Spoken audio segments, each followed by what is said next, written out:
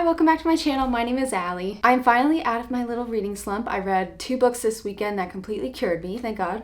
I also DNF'd a book and I read 1 book in April. Ooh. So I want to kind of catch up with you all, especially because I still am in my vlogging rut. I have slumped in the vlogs. I have started a vlog for all of these books and I can't see myself through. So hopefully that's next to be conquered. We shall see this coming week. Let me start with the book that I read in April, which is The Tainted Cup by Robert Jackson Bennett. This is a historical fantasy mystery. I actually read it because I had planned this elaborate video where I was going to be predicting themes that were going to be on Taylor Swift's newest album. I was so excited for this video. I actually vlogged reading this whole book, but then I was just talking about too much and the video is gonna end up being like 2 fucking hours long. So I scratched it, but my memories of the excitement and the thought I put into that video, it's like, okay, that was what I got out of it. It was the creative element that I put in and took out of it. So we're all good, we're all good. I ended up giving this 3.5 and there were things I really liked about it, but there were things that were kind of boring about it. This story revolves around an investigative duo. We have Dinios, who is our narrator. He is newly appointed. He's sort of like an apprentice. He has some mysteries of his own, and he also has some like biological, I forgot what they call it at this point. It's been like a month. All of the people in this fantasy world are kind of altered in different ways, and he's altered so that he can recount things as if it's like a photographic memory so that he can help better investigate things. And his mentor slash the main investigator on this case is Anna. She was a really fun character to read about. I kind of wish that we got her point of view, but also she's so eccentric that I don't know what that would even be like. She is older. It's kind of like a mentor-mentee relationship. There's no romance in here. Anna doesn't leave her house if she can help it, and she also like blindfolds herself because she has such strong senses that she has to narrow it down when she's trying to investigate. And she is a literal mastermind. She's just unbelievably smart. She solves any case that comes her way, but she's also pretty brazen, and I love to see it. The mystery at hand is that in this fantasy world, these people are being found in their homes and in the wild,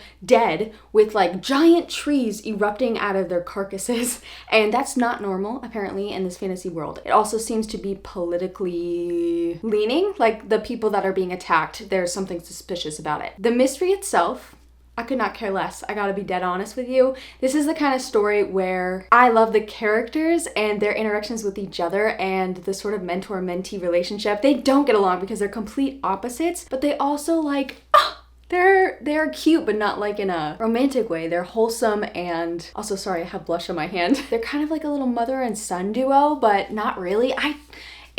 It's very wholesome, and that makes me want to continue on in this series. I'm pretty sure it's a series. Let me know if I'm wrong. The thing for me about an investigative book, sometimes I love it, but the mystery, if it's not related to the characters that I am learning more about, then I really don't give a shit. Also, I keep trying to push my glasses up, so if you catch me doing this, that's what I'm doing. This is very much they are investigators, that is their job, and they're investigating something for the community, which is, like good for them, but I need a crime of passion. I need some sort of investment from these characters, and I'm sure we're gonna get that throughout a series, but I need it from like the first drop for me to fall absolutely in love with. So I did give this 3.5. I thought it was very smartly written. It was a little slow, but the atmosphere was definitely there. The fantasy world, I really had to stop questioning things in the beginning because it was kind of complicated, and I just had to be like, okay, Allie, just stop asking questions, just keep reading. And eventually I figured it all out. Then I sadly DNF'd Corrupt, at least for now. I'm sure because it's just sitting on my coffee table, I'm gonna be curious enough to finish the last 100 or so pages. The thing is, I knew this wasn't going to be great, but I thought that the intrigue and the angst and the smut was going to help me just enjoy it and have fun and be like, ooh. There was all that in here. I think Penelope Douglas and we share the same sort of creepy little,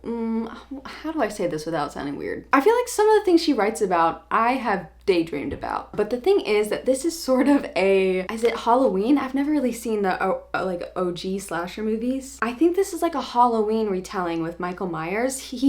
Michael Myers was the inspiration for the love interest in this book. The thing I find intriguing about this is it's sort of a reverse harem without actually, at least right now, being one. And I do find those very fun to read. The actual story is that our main character, when she was in high school, it says right here on the back of the book, she put Michael's friend friends in prison, and now they're free in present day, and they are enacting some sort of revenge on her, and he has to like protect her. I don't agree with that synopsis, but you know what? Whatever, I'm not gonna expand because that's what the information we were given. I really like some of these scenes. I really love the way this woman's brain works because it's a little fucked up, and I don't know, there's just something about her writing that like I'm always gonna pick up what she writes. The thing is that this was, I think it's one of her first books, and it definitely reads as if she had these ideas for these scenes, but there's like no transition in between, and it felt really fan fiction-y in that way, and it sort of is fan fiction, so I also can't berate it for what it is. It's also kind of funny because I feel like a lot of independently published or like self-published books, there's always a playlist,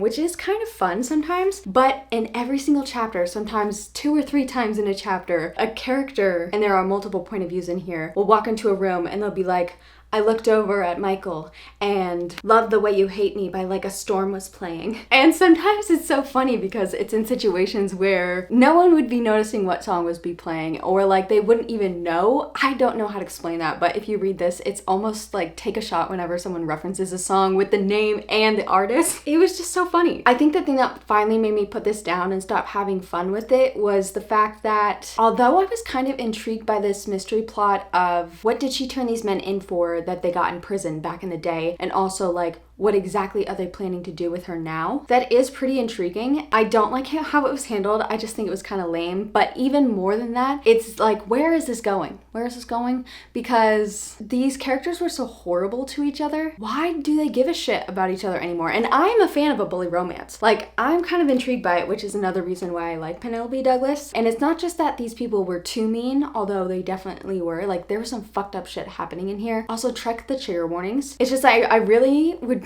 not be attracted to anyone if they did this shit. I say that, but like, I don't know if that's true. That's here nor there. It doesn't make sense what these characters are saying in one scene next to the other. They'll be like, oh my god, I can't believe you did that. And the next scene they'll be like, wanna have sex? That kind of energy. It doesn't make any sense. And that's what I'm missing. I'm missing the logic, the transition between these emotions, because I do see that as believable because I'm a little fucked up. Like, if someone was really horrible to me, I unfortunately can understand how you would be attracted to them in the same... I'm gonna stop talking about myself, okay? But I need the characters to at least explain these emotions internally and like a monologue, or explain them with dialogue. It just kind of was very jumpy, and I lost some patience with it. I do think I will eventually finish it because look how far I made it. Okay, then this weekend I read these 2 books. One was on my TBR game and the other I was just called to, and I was called for good reason because this is a 4.5 and I absolutely love it. I love this world. I was halfway through. I ordered the next 2 books in the series. I'm obsessed. This is a YA fantasy. It's also kind of horror-like. Our main character's name is Elle. Her real name is Galadriel. She goes to this fantasy school named Scholomance, and this school is just so wild, and it's what I really love about this because it's a sort of Lord of the Flies situation, which they actually reference in this book, where there's no adults, there's no teachers, it's just these magical fucking kids, but there's also these demonic creatures that are trying to kill them literally like every hour. If you thought the stakes were high in Fourth Wing, like you don't even understand the stakes in here, because not only are the monsters trying to kill these students, but the students are trying to kill each other because it's very high stakes. Like their lives are dependent on just everything. I don't even know how to explain this. I'm getting too excited. I'm sorry, I need to calm down. So you're dropped into the school as a freshman, and there's like this whole map of the school, and it was just so cool. But at the top are the freshmen, and then as they get older, they are mechanically, their rooms are just like shoved down. The lower you go, the more dangerous it is. And when you're a senior, you have to go out the gates and you have to go down this hall. A crazy amount of fucking kids die every single year, but when you're a senior, that is like death row that you're trying to get out of. Our main character, we meet her as she is a junior. She is not liked. She is not cheery. She's just a grumpy, bitchy girl, and I love her. There I go with my stupid fucking glasses. My little tick here. I loved Elle. I love a bitchy character, but I like it when they are consistently unlikable and mean and rude. I don't like it when they're kind of wishy-washy depending on who they're talking to. And I also like a good explanation of why they're so guarded and annoyingly rude. I loved it. She was through and through a bitch. I just respect it so much because I could never. We learn more about her situation with her mother before she got to this school, and also this sort of prophetical, is that a word? This sort of prophecy she has that she's this dark, dark witch or wizard. I think they're all called wizards. It says right on the back of the book, I'm probably the most dangerous thing in this place, but no one really knows that. They think she's just some weirdo loner girl. There's also a political system within this, and it's in their magical world, but you see it on a more microscopic scale within the school. And I think there's really good conversations about privilege, generational privilege, also some conversations about race and privilege that defines that. I thought there were so many good conversations in here, but also it doesn't even say it on the back of the book, but I'm gonna tell you that there's some friendship in here that I found to be so wholesome, a sort of alliance of sorts. My heart.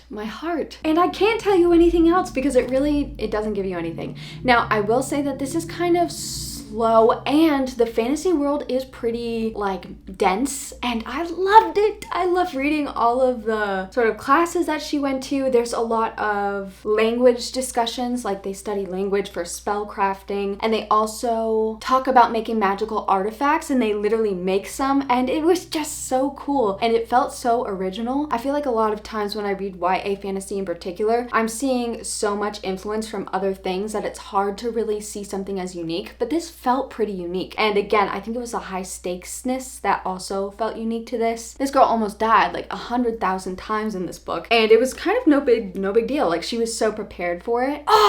There's just so many cool things in this book. It's funny because I look at my friends' ratings. Also, I picked this up because I'm talking so fast because I'm getting so excited, but my friend Becca actually influenced me to get this. She did a whole reading vlog reading the entire series. I will link this down below because it definitely influenced me to buy it, and I'm so thankful. Becca, I already DM'd you about how much I love this, but thank you so much. Alliance. We're building an alliance right now. I am rating this 4.5. Like, it's so close to a 5-star that I might reread it by the end of the year and just like be like, you're shoved up there. It's not even the storyline because I don't know. It's like the world itself. It's the characters. This is just so rich in detail. Anyway.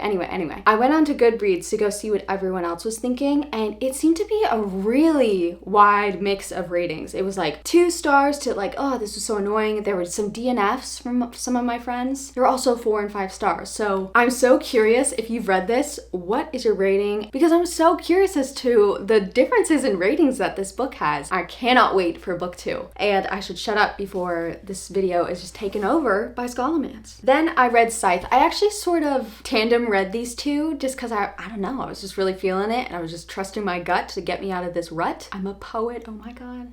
But then this really took over. So I finished Scythe today, and I really enjoyed this too. I enjoyed it a lot more than I thought I was going to. This plot was delicious. There were a lot of twists and turns. Like, I was not expecting plot twists in this book for some reason, because it did feel like the kind of story I've read before. This is about a dystopian, far-off future where they have discovered how to keep you immortal. When you're old enough or whenever you want, you can turn the corner and go back to when you were younger and just continuously live your life. There's no disease, there's really no crime, because there's this thing called Thunderhead. It's kind of like a giant cloud system on crack, and it's literally watching everything you're doing, and it's like if you do anything wrong, you're instantly punished for it. Because people aren't dying from disease or, you know, killing each other, they have these things called scythes, and they are these group of people that live amongst everyone. They wear robes. There's special rules for them that don't apply to anyone else. They have to kill people. They have like a certain quota that they have to fill, and some of them seem to really like it, and some of them are really peaceful. Our story revolves around 2 teenagers who become apprentices to become a scythe, and they're sort of competing with each other. I think I'm gonna end up giving this, it's like between a 3.75 and a 4. I'm just gonna call it a 4. I thought the plot twists were so good. It's funny because the first plot twist came and I was expecting it to come, but then almost immediately after, something else happened and I was like, oh,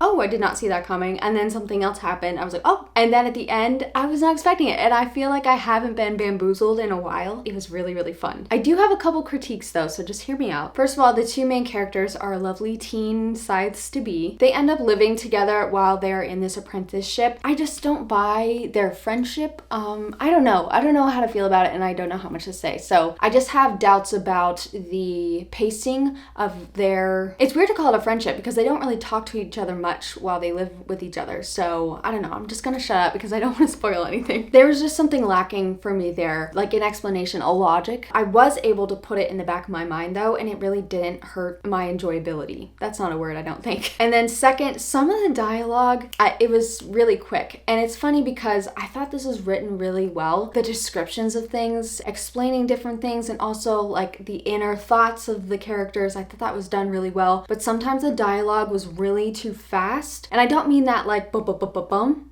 if that makes sense. I mean it like sometimes a character would say something that doesn't feel like they would say it immediately. I don't know how to explain that. It's just like a vibe where they should have thought about it. Ugh, I don't know how to explain what I'm talking about. Like someone would say something and then our narrator would be like, blah, blah, blah, and like an exclamation point. And it's like, where the fuck did that come from? You've never talked in exclamation points in the entirety of that we've known you. This just seems really like out of nowhere. There were a couple times where the dialogue just felt a little forced. But again, it didn't take away from the enjoyment of reading this. I thought it was really intriguing. The only thing is, I don't know if I want to continue because I thought this was perfect. And although, again, I don't want to spoil anything and I won't be spoiling anything, I like how it ended. It's got this like bittersweet feeling to it. I don't know. Let me know if you've read this series, if you think I should continue. Does it get better or is it just a nice, like, good feeling overall? All right, I think I've babbled enough. Let me know your opinions on any and all of these books if you have them. Let me know how you're doing in May. I cannot believe this year is almost half over. That's absolutely insane. Let me know any video. I feel like I never asked this. Let me know if you have any video suggestions for me. I'm going to try to vlog tomorrow, but just in case it doesn't work out, let me know any sit down videos you'd love to see or vlogs. I feel like sometimes just the concept of a vlog will make me want to film it. So let me know any opinions you have down below. Also, bye.